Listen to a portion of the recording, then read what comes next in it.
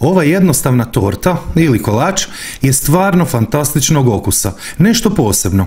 Međutim, s vama sam uvijek iskren pa ću vam priznati kako je nastao ovaj recept. Za to se moramo vratiti nekoliko godina unatrag. Biti ću brz, neću vas puno daviti, budite bez brige. 2017. godine sam napravio video za Magic Cake iz jedne smjese, kolač u 3 reda ili sloja.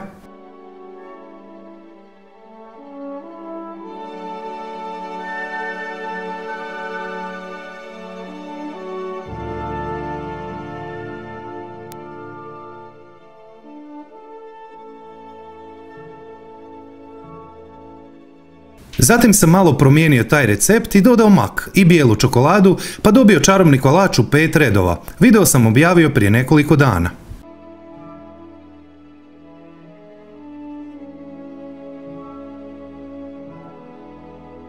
Danas sam opet malo promijenio recept, dodao kokos i svježi kravlji sir, netko kaže meki sir, i očekivao da ću dobiti, 18 redova. Nažalost nisam. Dobio sam 2 reda koja se čak ne mogu ni vidjeti, gore je biskvit, a krema je dolje, pa bi se mogao nazvati obrnuti cheesecake ili tako nešto. Vjerovatno da nisam dodao sir, već samo kokos i 6 decilitara mlijeka, redovi bi se sigurno formirali i vidjeli. Okus je nešto kao japanski cheesecake kojeg sam pripremao krajem 2017. ali daleko puno boljeg okusa.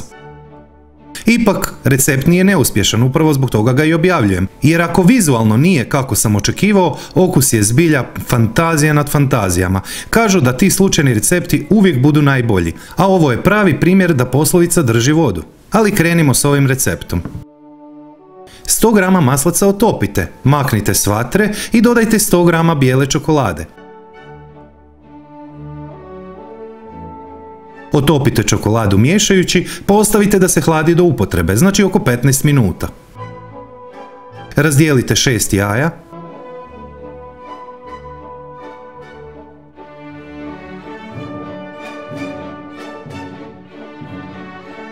Sto 70 g šećera.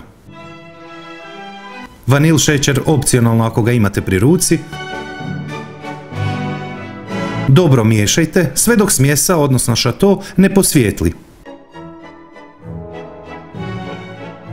5 velikih žlica hladne vode.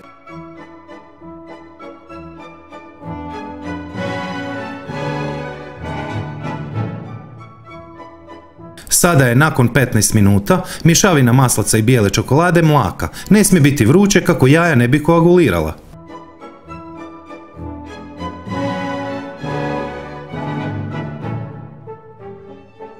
Sto grama glatkog pšeničnog brašna.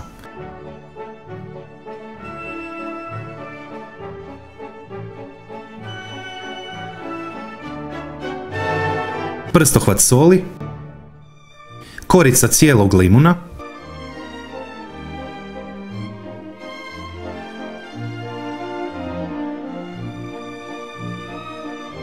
Dvjesto grama kokosa.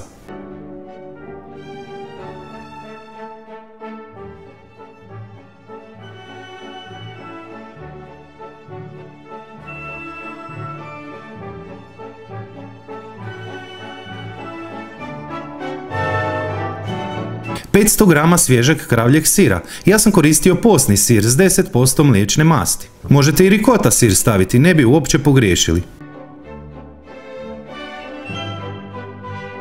2 velike žlice ruma.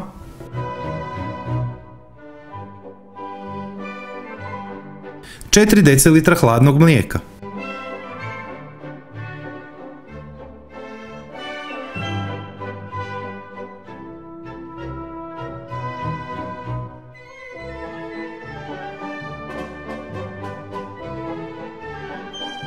Dvije velike žlice soka limuna, prstohvat soli, 70 grama šećera.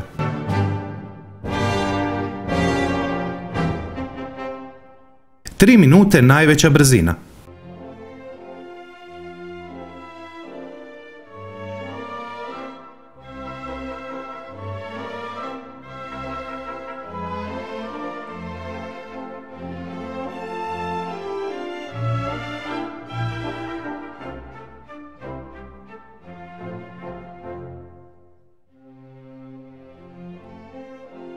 Lim 30 x 20 cm ili približno premazati s maslacem, ne trebate brašniti.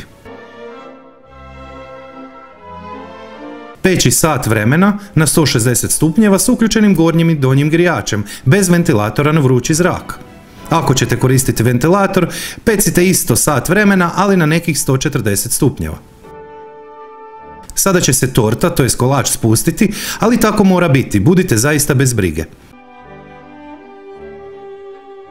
Isprva ohladiti pola sata na sobnoj temperaturi, pa tek onda spremiti u hladnjak i dobro ohladiti, barem nekoliko sati.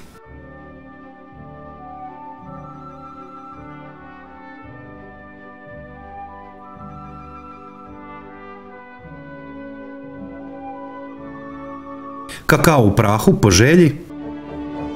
Ispod svakog mog videa je pisani recept, popis sastojaka, postupak, savjeti i preporuke koje nisu stale u videu.